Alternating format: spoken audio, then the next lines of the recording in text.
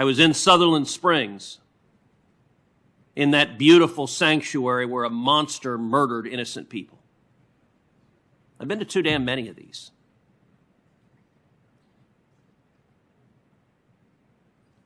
Senator from Connecticut just said, it's time for us to do something. I agree. It is time for us to do something. And every time there's a shooting, we play this ridiculous theater where this committee gets together and proposes a bunch of laws that would do nothing to stop these murders. Senator from Connecticut just said the folks on the other side of the aisle have no solutions. Well, the senator from Connecticut knows that is false. And he knows that's false because Senator Grassley and I together introduced legislation, Grassley-Cruz, targeted at violent criminals, targeted at felons, targeted at fugitives, targeted at those with serious mental disease, to stop them from getting firearms, to put them in prison when they try to illegally buy guns. What happens in this committee after every mass shooting is Democrats propose taking away guns from law-abiding citizens because that's their political objective. But what they propose, not only does it not reduce crime, it makes it worse. The jurisdictions in this country with the strictest gun control have among the highest rates of crime and murder. When you disarm law-abiding citizens, you make them more likely to be victims. If you want to stop these murders, go after the murderers. Grassley-Cruz came to a vote on the floor of the Senate in 2013. It got a majority vote on the floor of the Senate. 52 senators voted for Grassley-Cruz in the Harry Reid Democratic Senate. 9 Democratic senators voted for Grassley-Cruz, the most bipartisan support of any of the comprehensive legislation. So why didn't it pass into law?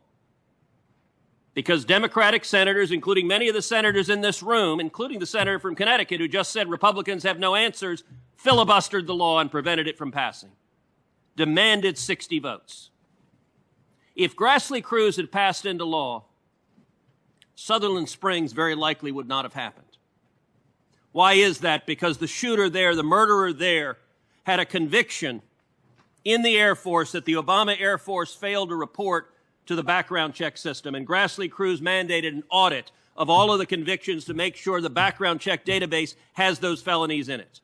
Not only that, Grassley-Cruz mandated that when a felon tries to illegally buy a firearm, that the Department of Justice prosecute them. The Department of Justice has a long and I think indefensible practice of not prosecuting felons and fugitives who try to illegally buy guns. If Grassley-Cruz had passed, the gun crimes task force that it had created would have charged prosecutors with going after gun criminals, locking them up, and putting them in prison. That's how we prevent these. Now, we will learn in the coming days and weeks the exact motivation of the murderers in Atlanta and Boulder, Colorado. We'll learn what happened there. But we already know this pattern is predictable over and over and over again. There are steps we can take to stop these crimes. And you know what the steps aren't? The steps aren't disarming law-abiding citizens. Every year, firearms are used in a defensive capacity to defend women, children, families, roughly 1 million times a year in the United States.